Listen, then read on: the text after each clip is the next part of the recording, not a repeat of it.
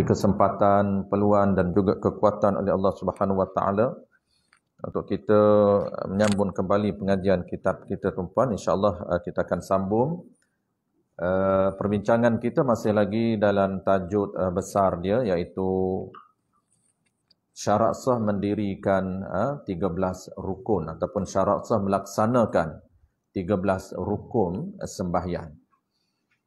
Kita dah bincang rukun yang kedua, iaitu qiyam. Kita bincang rukun yang kedua, qiyam. Sambungan malam ni muka surat, kalau Jawi, muka surat 53.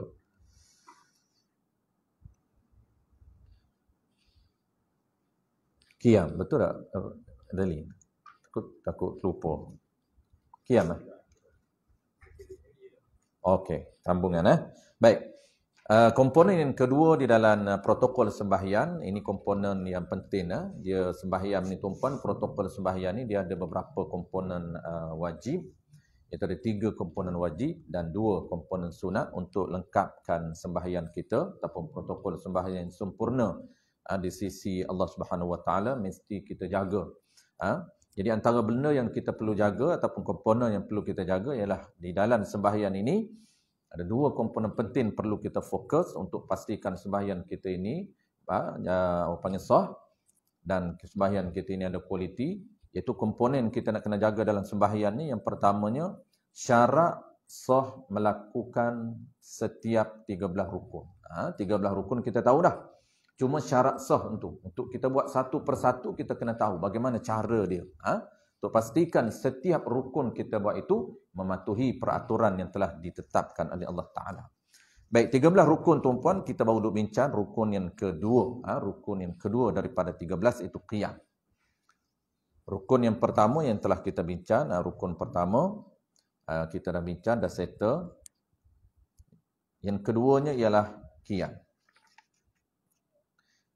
Qiyam ini kita dah tahu dia punya makna dia, iaitu berdiri. Qiyam ni dalam bahasa Arab, dalam bahasa kita dipanggil berdiri. Betul segala tulan belakang kita. Itu dipanggil betul. Betul ni iaitu betul segala tulan belakang kita. Itu dipanggil berdiri betul tu. Betul tulan belakang. Baik. Kita nak masuk isu sekiranya lemah daripada duduk. Atas sikit tu, sekiranya ia lemah daripada berdiri. Baik. Ini yang kita nak bincang. Baik. Kita dah tahu, kita bincang sebelum daripada ni, rukun dalam sembahyang wajib ialah berdiri. Berdiri ni bagi mereka yang mampu. Kita dah tahu. Kadar kemampuan itu kita dah tahu bagaimana ukuran kemampuan itu sehingga boleh duduk. Jadi wajib kita tahu, wajib ni berdiri mula daripada takbir sampailah salam. Wajib berdiri. Tak boleh duduk. Kalau dia mampu berdiri, tak sah dia sembahyang duduk. Sama ada duduk di bawah ataupun duduk atas kursi. Kenapa? Kerana dia mampu berdiri bermula takbir sampai salam. Tiba-tiba dia terus pergi duduk. Ataupun dia mampu berdiri 1 rakaat. Tiba-tiba terus dia duduk. Juga tidak sah. Kenapa? Kerana berdiri itu rukun yang wajib mesti dibuat dalam keadaan berdiri. Baik, sekiranya ia musalli, ia orang yang sembahyang itu lemah, tidak mampu nak berdiri. Kita nak bincang, dia panggil panggil kedudukan ataupun situasi yang kedua. Pertama berdiri, yang kedua dibenarkan dalam peruntukan bagi orang yang tak mampu duduk. Kalau tak mampu duduk, yang seterusnya ialah mengiring. Yang tidak mampu daripada berdiri. Dalam kurungan dia kata tak boleh berdiri. Jadi tak boleh ni tuan-tuan, tak mampu ini, dapat ni ukuran dia, tak mampu berdiri ini, sekiranya dia teruskan berdiri, boleh menghilangkan khusyuk sembahyang. Itu ukuran. Ukuran yang dia panggil ringan, taklah sampai kena, kalau dia turun juga sampai pitang, tak sampai tahap itu. Kalau terus juga boleh pensan, terus juga boleh pening ataupun jatuh. Barulah boleh duduk tak. Dia lebih ringan. Kalaulah kita teruskan juga boleh, cuma dia menjejaskan fokus kita. Duk tahan sakit ni. Sampai terlupa. Aku ni duduk rukuk ke, duduk iktidal ke ataupun duduk baca apa. Itu dipanggil khusyuk. Khusyuk ni ada dua. Kita dah bincang sebelum daripada ni. Pertamanya dipanggil khusyuk zahir. Yang kedua khusyuk hati. Khusyuk ni dia ada bahasa moden dipanggil fokus lah. Asal dia khusyuk dipanggil tetap. Memberi tumpuan kepada sembahyang. Jadi pertamanya khusyuk anggota zahir. Anggota zahir ini tetap tidak bergerak melainkan pergerakan sembahyang. Itu dipanggil khusyuk anggota zahir. Khusyuk zahir ini tetap dia tak bergerak melainkan perbuatan yang diperintah dalam sembahyang. Tak ada perintah wajib atau perintah sunat. Bergaru pun tak. Kenapa? Kerana bergaru bukan perintah wajib, bukan perintah sunat. Kalau gatal nak bergaru juga boleh, harus bukan sunat. Apabila harus, orang yang tahu peraturan dia tak akan buat walaupun boleh. Dia tahan juga buat. Kenapa? Dia nak jaga khusyuk anggota zahir. Itu dia panggil khusyuk zahir. Dia mata dia fokus di bawah, khusyuk mata dia. Mata dia bukan ke kiri, bukan ke kanan, bukan ke depan, bukan ke atas. Itu dia panggil khusyuk anggota mata. Tangan khusyuk. Apa khusyuk? Tak bergerak tangan melainkan pergerakan sembahyang sahaja. Melainkan pergerakan mengakak yang sunat Allahu Akbar. Bergerak dua tangan. Adakah dinamakan tak khusyuk? Tak, dinamakan khusyuk. Kenapa? Itu pergerakan sembahyang. Pergerakan sunat dalam sembahyang. Yang lain tak bergerak. Walaupun gatal, tahan, tak bergaru. Itu dia panggil khusyuk anggota zahir. Yang keduanya ialah khusyuk anggota hati. Apa maksud khusyuk anggota hati? Hati tetap ataupun hati ini dia tumpu, dia fokus kepada bacaan dalam sembahyang dan kepada perbuatan sembahyang. Kalaulah dia tu duduk tengah buat perbuatan sembahyang, dia tahu aku sedang berdiri, aku sedang rokok, aku sedang i'tidal, itu dia panggil khusyuk hati. Dia tahu apa yang dia baca. Maksud tahu ni, dia sedang baca Fatihah, dia sedang baca tahiyat. Itu dipanggil khusyuk tumpu kepada bacaan dan kepada perbuatan sembahyang. Kalaulah dia sakit ni boleh menjejaskan tumpuan dia pada perbuatan sembahyang. Kenapa? Kerana duk tahan sakit, duk fokus kepada sakit sampai menjejaskan tumpuan bacaan dia. Sampai terlupa ni baca Fatihah, tiba-tiba waladhdallin. Alhamdulillah, tengah-tengah tu tak perasan baca apa. Kenapa? Hilang fokus. Kenapa hilang fokus? Duk tahan sakit. Maka dah boleh duduk. Ketika itu, dia dibenarkan, diberi kelonggaran, diberi rukhsah untuk duduk. Itu dia punya ukuran dia. Tak perlu sampai kita tahan sakit menggigil, baru nak duduk. Tak perlu.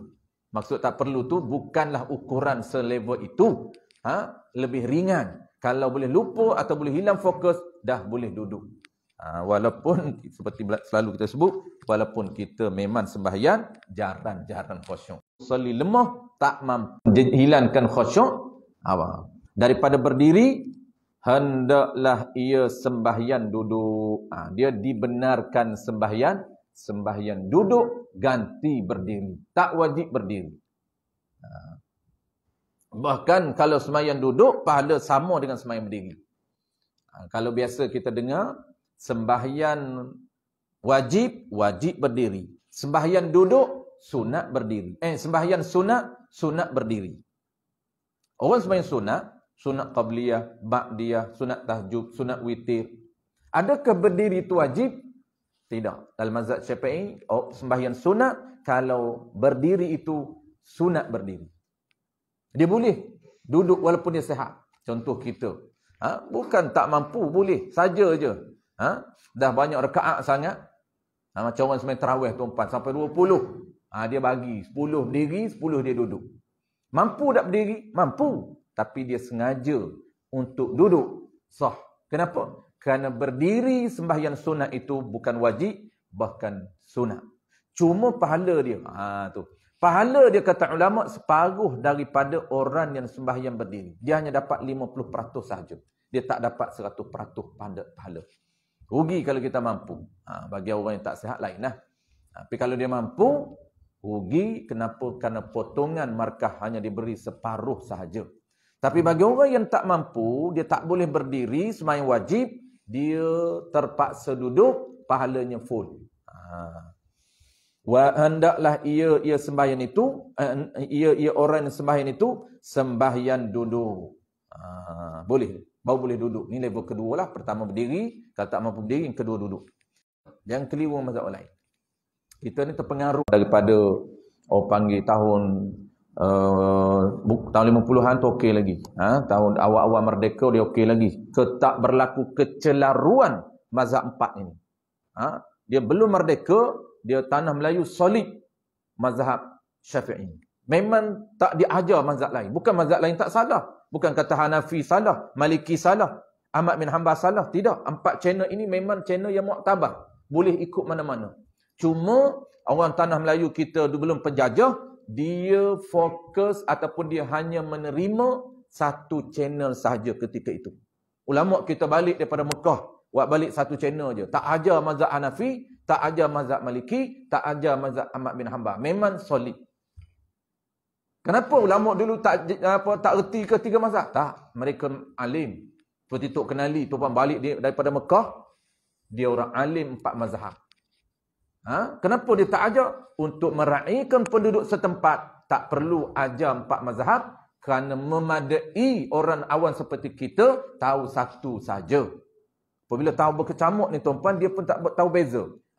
Dia buat aja. Dia ingat semua boleh. Dia tak tahu protokol berpindahnya mazhab lain. Boleh kita nak pindah mazhab lain, tapi dia tak boleh campur. Kalau Maliki, Maliki semua.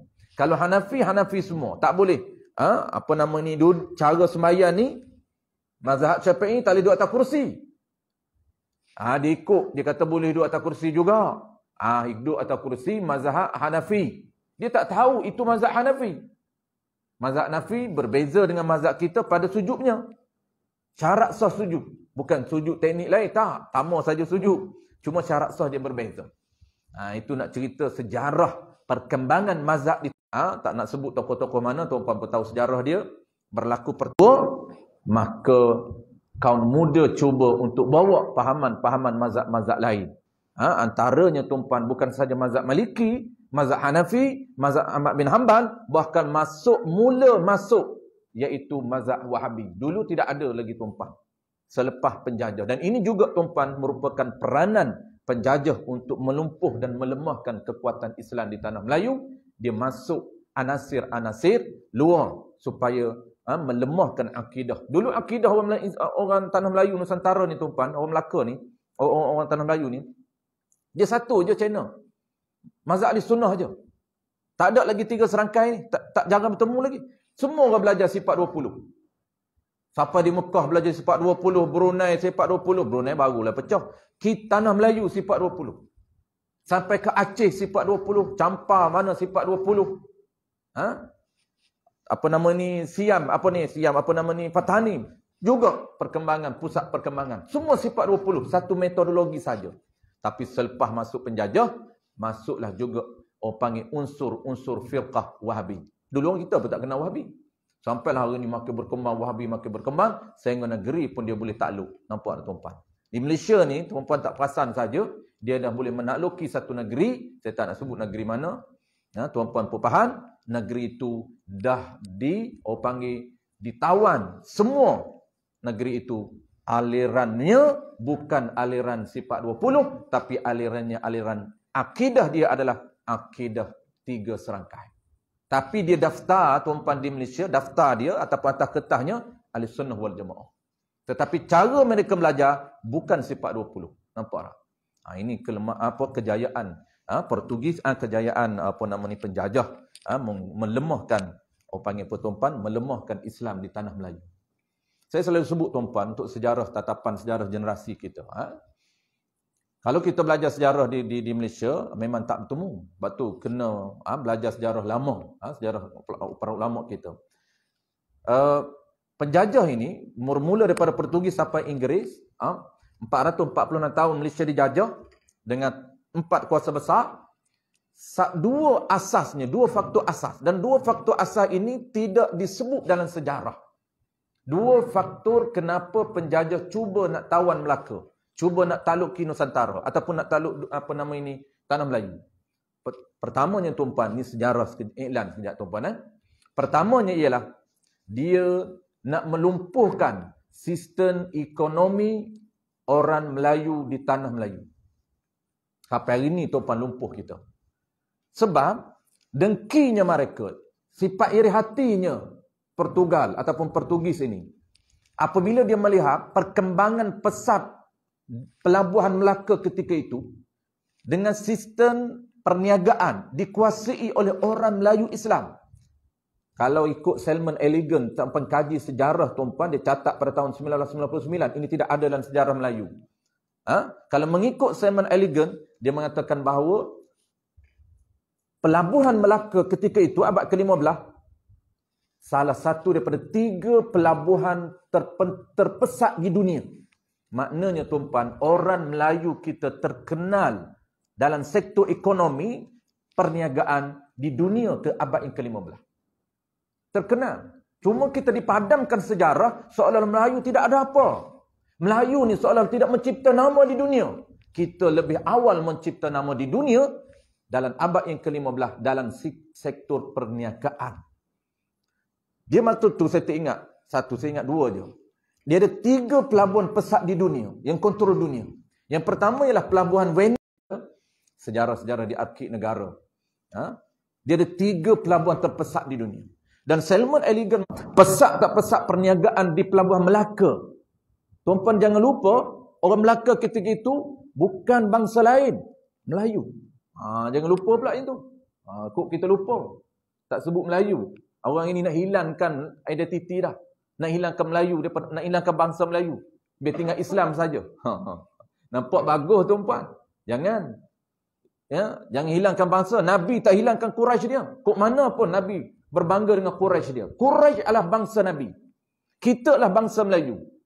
Ini juga penjajah tuan-puan. Dia cuba nak melemahkan Islam. Dia buang Islam. Dia buang bangsa. Orang tak taksub dengan bangsa, orang tak taksub dengan Islam. Habis, ada apa tak tinggal pada kita? Bangsa pun tak rasa apa dah. Ikutlah Melayu, kata Melayu aku tak kisah pun. Islam pun tak ada apa. Islam tak kisah pun. Asal boleh hidup. Boleh hidup lagi lah sekarang ni tuan-puan. Anak generasi kita tak tahu macam mana nak hidup. Waktu tu Salmon Elegant mengatakan pesatnya pelabuhan Melaka dikontrol oleh orang Melayu Islam. Perdagangan mereka, kapal keluar masuknya lebih dicatatkan sebanyak 2,000 setiap hari. 2,000 kapal di pelabuhan Melaka.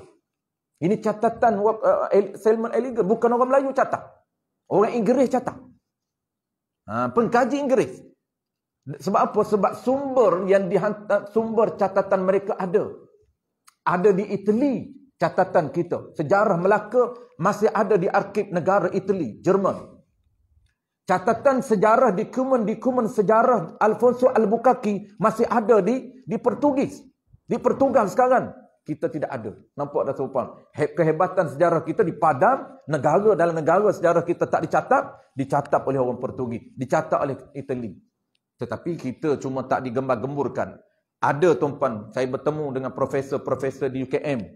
Pengkaji kita cuba untuk nak orang panggil mencatat balik sejarah lama. Tapi kalau di pondok dulu tuan-puan, saya mengaji di pondok, tuan guru kita memang dia ada sejarah. Cuma sejarah mereka tidak dokumentasikan. Tak laku sejarah tok guru kita. Dia dari nakal daripada guru-guru. Sebab dia hidup zaman belum penjajah. Guru-guru kita. Tapi sejarah kita tidak dokumentasi. Cuma dicatat sejarah ini di luar negara. Antara di Malaysia tuan-puan, UTM, salah satu profesor di UTM, pengkaji sejarah. Nama dia Profesor Dr. Rohaida. Dan kalau tuan-puan yang popular lagi adalah Profesor Dr. Ko K. Kim. Itu juga pengkaji sejarah Malaysia. Walaupun dia orang Cina. Walaupun dia orang Inggeris. Tapi dia pengkaji sejarah. Nampak tak tuan-puan? Pesatnya 2,000 kapal. Satu hari. Datang berdagang. Keluarnya masuk berdagang. Dan waktu tu tuan-puan, abad yang ke-14, 15 dan 16, 3 abad ini. 10% pedagang daripada luar datang berdagang. 10%. Bangsa apa? Iaitu Gujarat, Bengali, daripada India dan daripada tanah Arab. datang berdagang di Melaka. Dan satu lagi tuan-puan, abad yang ke-15 juga, iaitu dia panggil kerajaan Okinawa. Tuan-puan biasa dengar sejarah Okinawa. Kerajaan dia nama apa? Ryukyu. Ryukyu ni, kerajaan Okinawa ni, dia cuba untuk menjalin hubungan perdagangan dengan Melaka. Waktu tu Melaka dipimpin oleh Sultan Mansur Shah, kemudian diganti Muzaffar Shah, kemudian akhirnya Mahmud Shah. Mahmud Shah ni lah Portugis ambil. Yang dikatakan Raja Melaka yang lemah, Mahmud Shah. Siapa yang kata lemah, tuan-puan? Orang Melayu cakap lemah. Dia ambil daripada siapa? Dia ambil daripada Inggeris. Inggeris dia datang, tuan-puan. Dia kata Raja Mansur Shah lemah. Kalau kita baca sejarah, saya baca sejarah di sekolah dulu. Mansur Shah ni, jatuhnya Melaka, salah satu faktor kerana raja ketika itu lemah. Merintah tak pandai merintah. Itu yang kita duduk dengar, tuan-puan. Kita pun catat sejarah, bacalah masuk exam. Mansur Shah lemah. Dia tak tahu bahawa nak boleh lumpuhnya Mansur Shah, nak jatuhnya kerajaan Mahmud, sorry. Dia Mahmud lah sekali, Mahmud Shah lah sekali. Nak jatuh Sultan Mahmud, tuan-puan, bukan senang. Terpaksa tukar dua kapten. Lopez de Esquerra terpaksa balik. Lemah, tapi digagalkan oleh Sultan Mahmud Shah. Bahkan Sultan Mahmud Shah cuba untuk membunuh Lopez de Esquerra pada tahun 1509. Waktu tu tak jatuh lagi Melaka, tuan-puan. Apabila ditukar kapten baru, nama dia Alfonso de Albuquerque, barulah boleh tawan Melaka. Jatuh Melaka, iaitu di tangan Alfonso Albuquerque. Ketika waktu tu, tuan-puan, Melaka dipimpin oleh Mahmud Shah. Dibuatlah cerita anak-anak kita baca, Mahmud Shah ni seorang raja yang lemah memerintah Melaka. Lepas tu jatuhnya. Walha, bukan senang dia nak ambil Melaka, tuan-puan. Catatan AMJ, saya tak ingat dah AMJ bahasa yang paling ingat tu sebab dia orang putih. Penatul lah. Menata apa dah. AMJ. Dia catat. Lupa nama Inggeris, tuan-puan nak apa? Nama Inggeris. Dia catat apa? Dia kata 16 hari 16 malam. Dan Salmon Elegant juga catat benda yang sama. 16 hari 16 malam terpaksa dia menetan tentera Melayu di bawah pimpinan Raja Mahmud Shah. Akhirnya baru jatuh. Tu pun hari ke-16 kata Salmon Elegant. Dia kata catatan Alfonso Albuquerque di Portugal. Alfonso cakap sendiri. Dia kata hari yang ke-16 kami merasakan tidak ada harapan untuk menawan Melaka. Kerana ketentera orang Melayu ketika itu kuat. Dan peralatan mereka kuat. Tak ada harapan nak menang. Waktu tu barulah dia tukar strategi. Lahirnya pembelok yang membocorkan rahsia Sultan Mahmud Shah. Sehinggalah jatuhnya. Dia serang waktu subuh ketika itu. Waktu subuh. Akhirnya hari ke-16 barulah jatuh. 15-11 tu, tuan-puan. Baru jatuh. Daripada 1509 lagi dia masuk. 15-11 baru jatuh. Mana yang kata lemahnya? Bukan senang. Itu je punca, tuan-puan. Kuat kita perdagangan kuat. Sebab tu dia nak ambil alih. Itu punca yang dihidden, disembunyikan fakta. Kekuatan orang Melayu dilenyapkan daripada sejarah Melayu. Anak generasi kita tak kenal, tuan-puan. Sebab tu kalau di pondok, tuan-puan, Tok Guru dia bakar semangat. Tu penjajah tangkap Tok Guru dulu. Tangkap masuk penjara. Kenapa? Orang yang membakar api kemerdekaan ini ialah di kalangan Tok Guru di pondok. Kan dia tahu sejarah sebenar. Yang tukang padan sejarah ialah penjajah. Sebab apa, tuan-puan? Kalau dia tak padan sejarah, orang Melayu akan bangkit. Generasi kita akan bangkit. Kenapa? Orang tahu sejarah, tuan-puan. Orang itu akan berjuang untuk mengambil hak dia. Sebab dia tahu, anak generasi kita tahu bahawa ini hak kita. Tu Mak Kilau kata ini tanah kita tu. Jangan ulan statement tu. Ramai orang marah. Kita duduk negara kita takut pula dah nak ulan statement tu. Mak Kilau kata ini tanah air kita. Takut, tuan-puan. Orang Melayu sendiri pun takut. Jangan ulang cerita tu. Resis. Saya pelik saya dengar, tuan-puan. Tunggu saya dulu. Terbakar dia kata. Aku terbakar. Kenapa orang Melayu sendiri takut? Tanah dia ni. Itu, tuan-puan, di pondok dulu. Kemerdekaan ni dia bangkit di pondok. Semangat Asabiah kepada negara, dia bangkit di pondok-pondok. Sebab apa? Sebab Tok Guru pondok dia tahu sejarah sebenar. Jangan lepaskan ini milik kita. Kita bukan nak ambil orang lain punya. Nak pertahan milik kita. Bukan kita nak rapah milik orang, tuan-puan. Orang datang rumah kita, dia nak ambil negara kita, kita pertahan. Tiba-tiba kita digelar sebagai pemberontak. Mak Kilau digelar sebagai pemberontak. Datuk Bahaman digelar sebagai pemberontak. Tok Janggut digelar sebagai pemberontak. Sedangkan nak bela tanah air sendiri, kita bukan campur tangan orang lain tak? Nampak tak? Kita minda penjajah sangat licik. Dan faktor yang kedua, tuan-puan, dua faktor ni je. Ni kena bagi tahu pada anak-anak bangsa kita balik. Anak generasi kita. Dua faktor inilah penjajah nak ambil tanah Melayu. Tidak disebut dalam catatan sejarah. Faktor yang kedua ketika tu, tuan-puan, zaman kegemilangan Islam. Ni Islam kita, kitab kita duk baca ni waktu tu gemilang. Islam gemilang, tuan-puan. Dia berpusat di mana? Berpusat di Turki Uthmaniyah. Dan tuan-puan, waktu tu pusat kegemilangan Islam ialah di Kota Melaka. Kalaulah kerajaan Melayu, pusat dia adalah di Melaka. Kalaulah di pusat senternya ialah di Turki Uthmaniyah. Jadi cara penjajah kata, kita nak lumpuhkan Islam di Turki, kita mesti lumpuhkan di Melaka dulu. Kenapa? Kerana jaringan Islam di Melaka dengan Islam di Turki sangat rapat. Dia nak ambil Turki ni, tuan-puan, dia kena lumpuhkan jaringan dulu. Kena patahkan jaringan. Sebab itu dia tawan Melaka dulu, tuan-puan, baru jatuhnya Turki Uthmaniyah. Turki Uthmaniyah jatuh pada tahun 1924. Abad yang ke-19. Tetapi Melaka lebih awal jatuh dan tangan Portugis. Itu strategi mereka nak lumpuhkan kuasa Islam, kuasa besar Islam di dunia. Mereka terpaksa lumpuhkan jaringan-jaringan. Dan orang tenggelamkan, tuan-puan, hantuah. Orang naik. Tuan-puan biasa dengar Sultan Muhammad Fatih kan? Sultan Muhammad Fatih menakluk kota Konstantinopel pada usia 21 tahun. Dia takluk kota tu, tuan-puan, pada 1543. Dan tuan-puan, dilupakan dalam sejarah ketika itu hantuah dilantik menjadi Laksmana pada usia 44. Hantuah dijemput sebagai apa? Div jemputan. Oleh kerana dia baru takluk Konstantinopel. Dan hantuah ketika itu Laksmana, Melaka, dijemput oleh Sultan Muhammad Fatih. Ke mana? Ke Rom, iaitu ke kota Konstantinopel. Hebat tak hebat orang Melayu, jaringan yang sangat rapat dengan Istanbul ketika itu. Tetapi dipadan dalam sejarah. Hantuah ketika itu, tuan-puan, dia Laksmana, baru 23 tahun. Yang kita duk baca ni, yang saya duk belajar tingkatan 3, hantuah, apa yang kita belajar? Hantuah penderhaka kepada raja. Mana hantuah yang kata Laksmana muda yang dihantar oleh raja ke Istanbul kerana kecekapan dia.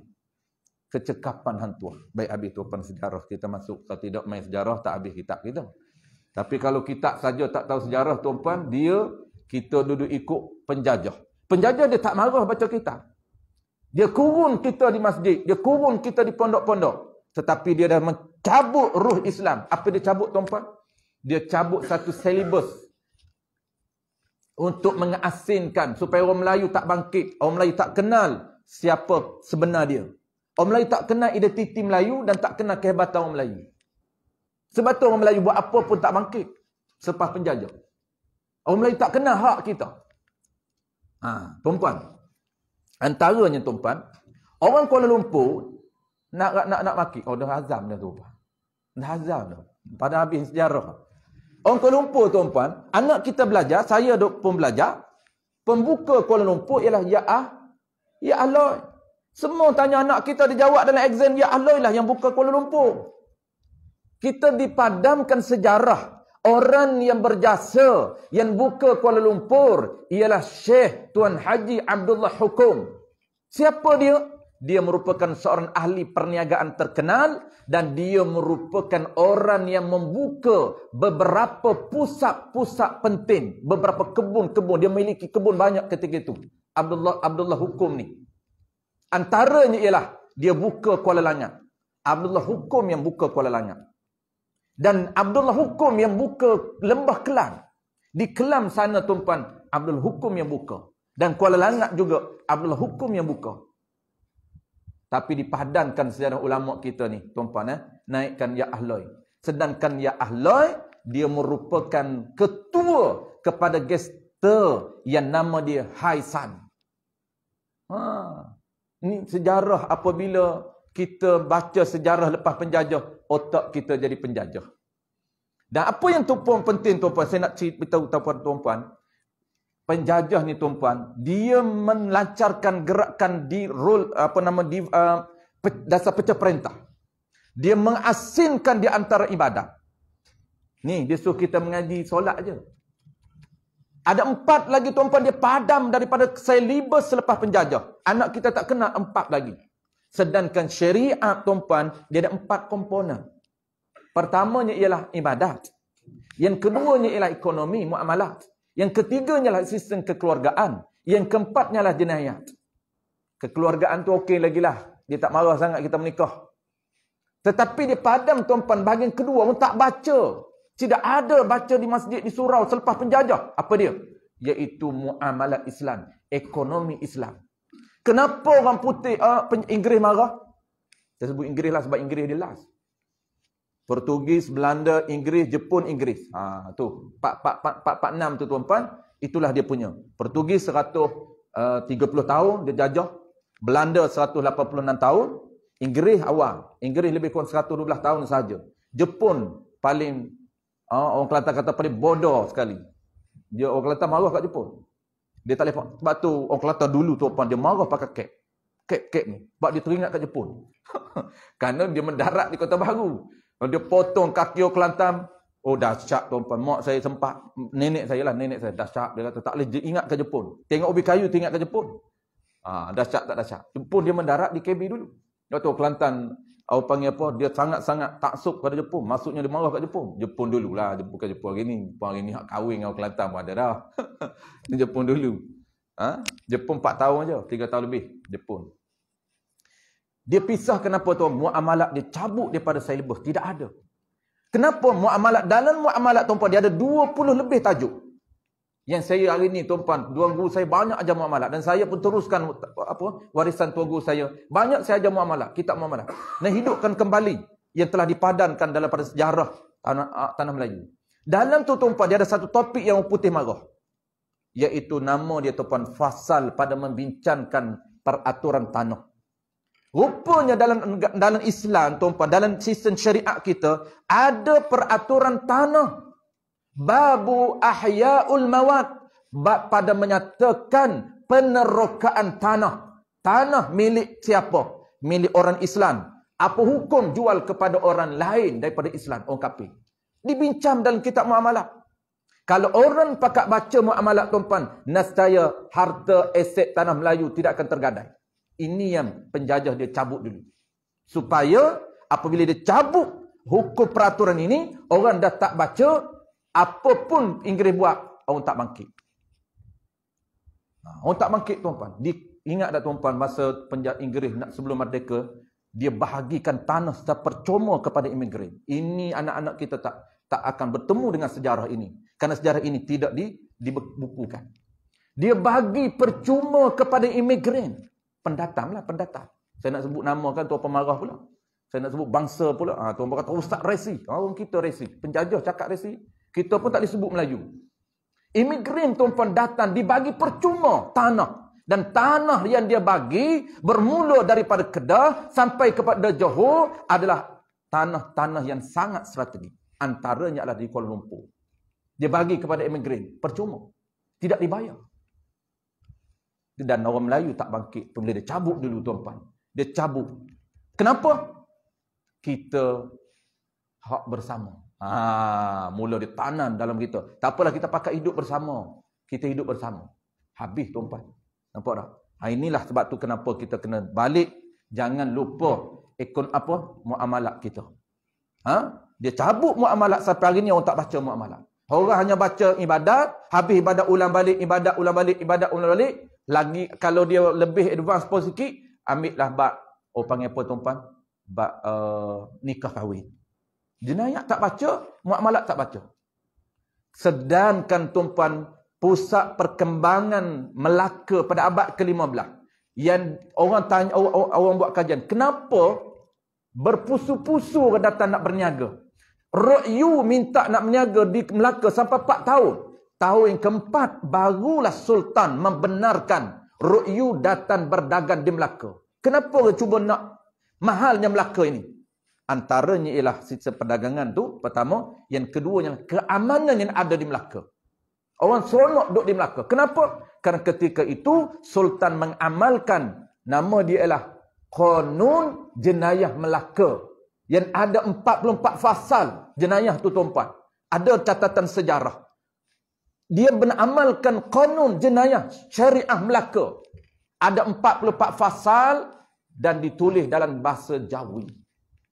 Yang kedua, undang-undang maritim. Qanun undang-undang laut Melaka untuk menyekap daripada lanun mengganas. Aman di Melaka. Tapi masuk penjajah cabut jenayah Qanun. Penjajah cabut muamalat Islam. Hanya tinggal ibadat. Dan dia kurun orang kita di masjid dan di surau. Jangan fikir soal ekonomi. Ekonomi biar kami pegang. Fikir semayan saja. Tenang boleh duduk semayan tuan-puan. Tak ada apa dah, rasa senang. Boleh ulang alik ke masjid, ulang alik ke masjid. Tunggu nak mati je. Soal harta tu siapa urus? Tak apa, biarlah. Tengok penjajah buat tuan-puan. Kita dia letakkan tempat selesa, tempat eksklusif. Tak bangkit-bangkit dah berjual. Wallahualam. Habis tuan-puan. Kita dah habis masa. Baik. Sikit lagi tu ada tu. Iaitu bagaimana cara yang boleh. Duduk ni tuan-puan, nak duduk atas kerusi ataupun nak duduk di bawah. Kenapa sampai masuk sejarah tu? Sebab puncanya hari ni tuan-puan, orang duduk atas kerusi, dia tak tahu pun mazhab mana. Tu punca saya bawa masuk penjajah tu. Panjang cerita, lepas tu kebetulan dah merdeka. Ceramah saya pagi ceramah merdeka tuan-puan, saya tak cerita biasa-biasa ni. Saya cerita sejarah kemerdekaan je. Pelik sikit. Biarlah, kita jangan duk cerita sejarah ni. Sepatut tuan-puan kena buat di buku sejarah. Malam ni kuliah apa? Kuliah sejarah Tanah Melayu. Biar pelik sikit. Ini tak kenal bangsa sendiri. Tak kenal sejarah kehebatan ulama kita. Dia kalau baca sejarah di masjid orang lari tuan-puan. Dia kata sejarah Malaysia. Kita dah sejarah Malaysia lah. Saya mengaji di pondok dulu sejarah Tanah Melayu. Tuan-puan nak tahu sejarah, kena buka YouTube banyak. Tengok Profesor Ko Ke Kim. Banyak kuliah-kuliah dia. Kuliah sejarah yang sebenar. Buka Dr. Haidar. Banyak sejarah dia. Ustaz hari ni jangan tuan-puan nak cari ustaz yang peka kepada sejarah. Sebab ustaz hari ni dia hidup. Dia hidup pula dah. Dia sempat fasal era penjajah. Kalau suruh dia baca sejarah, dia akan baca sejarah para miswara. Majapahit. Lepas tu Portugis. Kenapa Portugis datang Tanah Melayu? Dia kata sebab nak ambil minyak. Tanah Melayu banyak biji timah. Tanah Melayu banyak minyak. Tanah Melayu rempah ratusnya mahal. Tu je dia. Patutlah. Portugis datang. Baguslah. Dia bawa pembaharuan. Revolusi. Habis. Nasib baik Inggeris datang. Ketidak dia tetap maju negara kita. Penat. Dia tak tahu negara kita lebih maju yang tu Inggeris nak tu. Tengok. Nak duduk macam mana tuan-puan? Cerita dia begini. Duduk ni tuan-puan dalam mazhab Syafi'i. Ingat mazhab kita. Tuan-puan nak duduk atas kursi pun tak apalah. Tahu dah mazhab mana. Mazhab kita tuan-puan, duduk sunnahnya ialah duduk di bawah. Bukan atas kursi. Kita tak mampu berdiri ni. Jangan duduk kira mampu berdiri. Ni tak mampu berdiri. Walaupun sekejap tak mampu. Kalau sekejap mampu kena berdiri. Itu dah tahu dah. Tak mampu berdiri. Nak duduk atas kursi ataupun duduk di bawah. Maka ikut mazhab Syafi'i, sunnahnya duduk di bawah. Dia boleh duduk. Duduk di bawah pun boleh. Duduk di bawah ni banyak. Duduk belunjur pun boleh. Duduk Cina rugi pun boleh. Duduk iftiras pun boleh. Duduk iftirah tu duduk atas tayak awal. Duduk tayak awal, duduk tayak akhir, duduk Cina rugi. Ataupun terkini duduk atas kursi. Boleh ke tidak? Jawab dia tuan-puan, yang sunnahnya mazhab kita duduk di bawah dan pula duduk dalam tayak awal. Letak dia bentuk tayak awal. Itulah sunnah kita. Mazhab kita Syafi'i. Bukan duduk atas kursi. Tetapi kalau duduk atas kursi boleh juga, Cuma tengok dia akan problem di mana? Problem nanti tuan-puan di sujud. Rukuk tak apa? Di sujud. Karena mazhab Syafi'i sujud kena rapat. Sebab dia mampu, dia boleh duduk, dia boleh sujud elok. Kalau tak boleh sujud itu lain. Tak boleh sujud tak apa. Ni bincang orang boleh normal ni. Sujud pun boleh. Duduk bawah pun boleh, tapi dia nak duduk atas kerusi.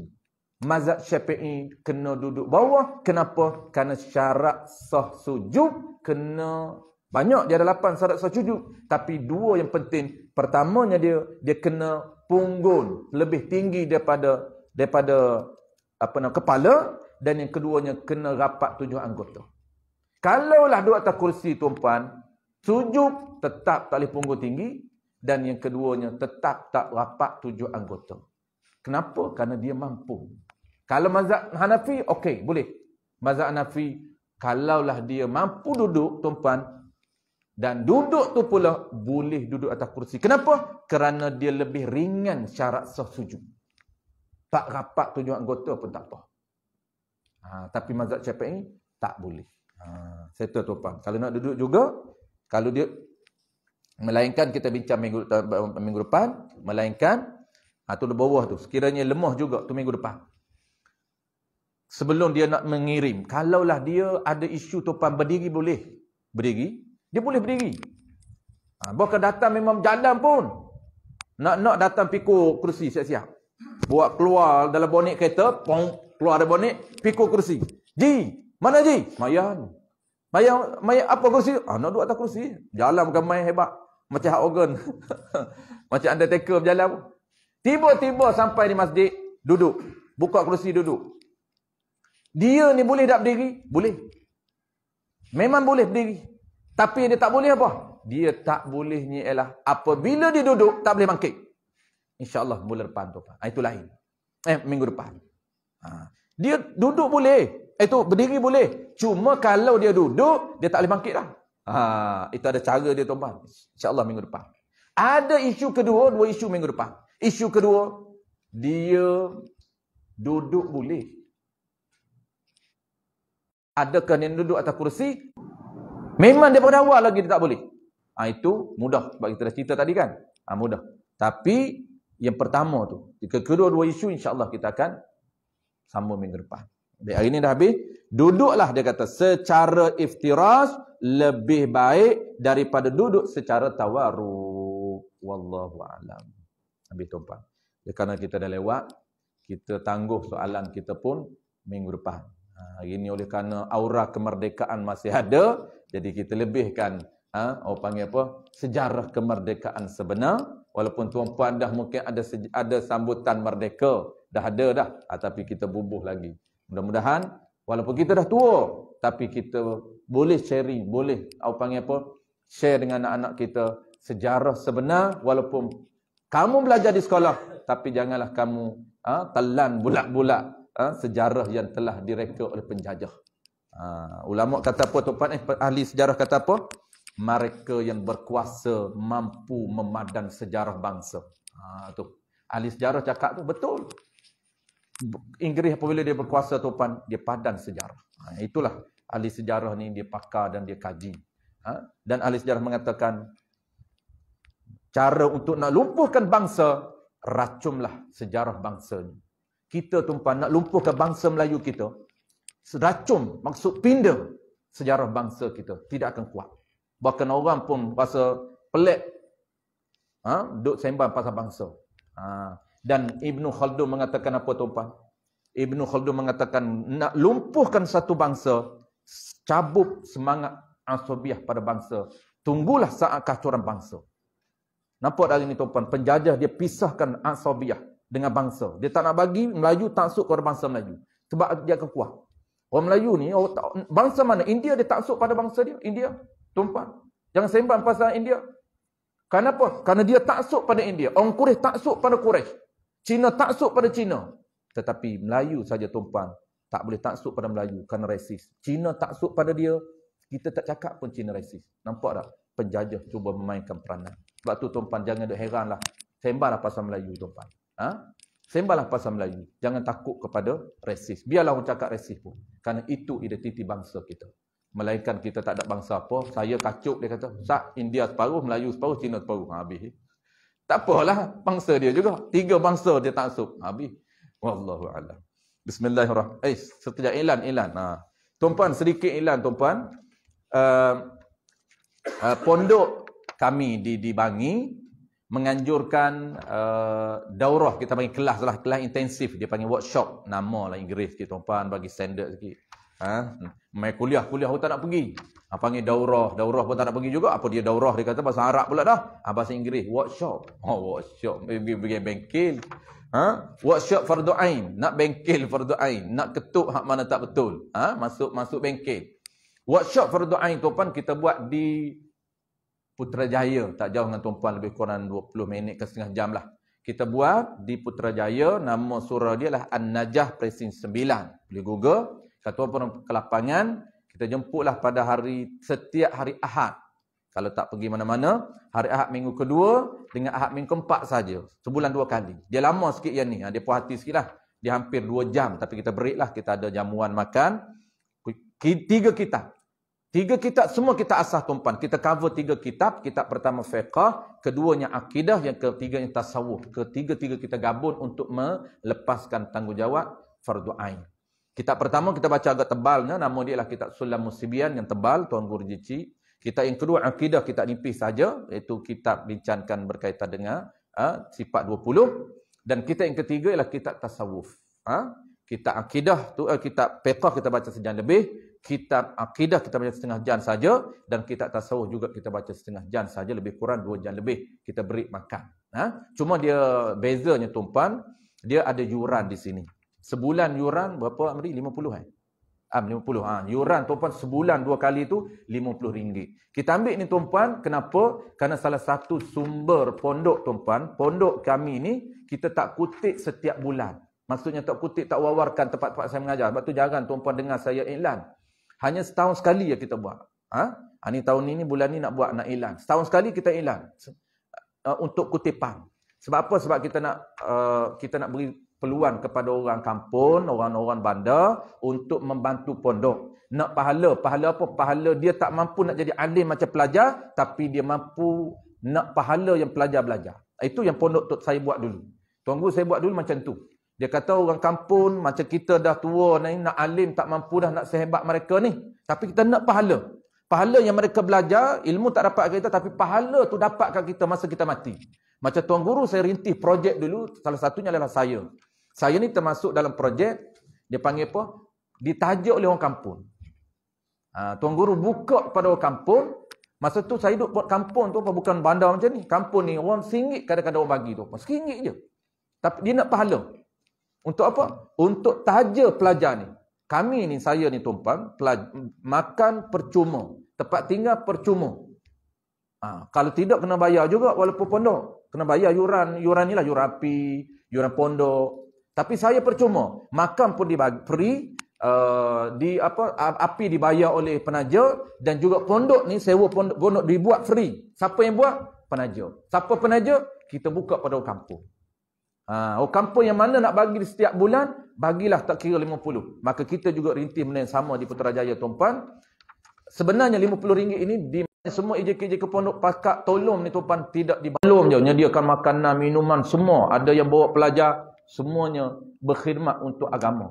Untuk nak tengok pelajar ini boleh menjadi alim dan mereka sebarkan ilmu, kita dapat pahala. Jadi RM50 tuan-puan, boleh tuan-puan pergi, kalau lah nak pergi kita lalukan, bayaran boleh dibuat di sana. Dan kalau orang yang tak mampu nak pergi tuan-puan, boleh juga nak sumban ke pondok. Kita mula buka bulan ni tuan-puan, setahun sekali je kita buka. Boleh sumban ke pondok, boleh refer kepada Amri, dia tukang bendahari pondok, untuk pegang pondok, duit pondok, bagilah tumbangan tuan-puan untuk niat, untuk ikhlas semata-mata kerana Allah. Untuk dapat apa tuan-puan? Pahala orang yang belajar. Kerana anak di pondok kita ni pagi sampai malam dia belajar kitab, dan dia ni kita latih nak sebarkan ilmu balik. Tu yang kita nak tu. Pahala dia mengajar dan pahala dia sebar balik. Tu panggil bertingkat-tingkat pahala tu. Wallahu a'lam. Bismillahirrahmanirrahim. Alhamdulillahirabbil alamin. Wassalatu wassalamu ala asyrafil anbiya'i wal mursalin wa ala alihi wa ashabihi ajma'in. Allahumma faqihna fid din wa 'allimna at-ta'wil waj'alna minal ulama'il 'amilin waj'alna minal mukhlisin. Wa sallallahu ala sayyidina Muhammadin wa ala alihi wa baraka wasallam. Walhamdulillahirabbil alamin.